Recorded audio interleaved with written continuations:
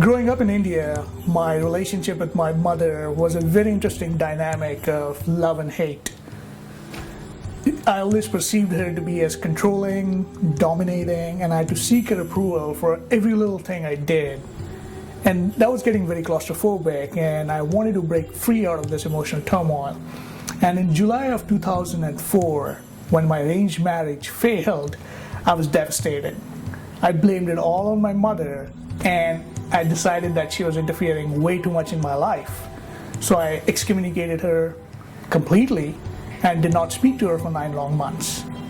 But it was very painful deep down. There was no joy, no peace in my heart.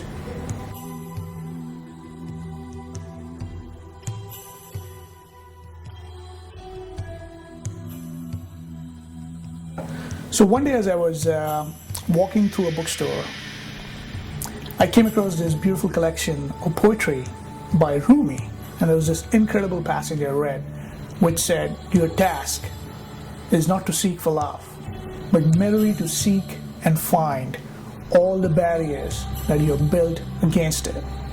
And that was kind of a defining moment for me, because I became present to the extraordinary love my mother had for me and all the barriers that I built against that. And I resolved in that moment that I was going to make peace with my mother. So I give her a call without realizing that it was 3 a.m. in the morning in India. But she picks up the phone. And I tell her, "Mama, I love you. I'm so sorry I hurt your feelings." And she started crying and said, "Son, I love you so much." And we just had this amazing heart-to-heart talk. And from not having a conversation for 9 long months, it was as if there was a new birth of a relationship that we shared between me and my mother. And there's nothing now but joy and peace in my heart for her. She's like become my new best friend. A week doesn't go by without me having a conversation with her.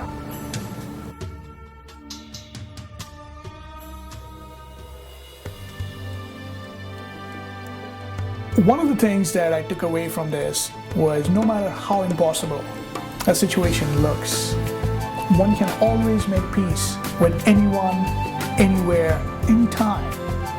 And all we really need to do is open our heart to love. And that's become my mission in life, is to inspire love and tolerance in people with conscious living. As Khalil Gibran, the great Lebanese poet, once said, that you give very little when you give of your possessions.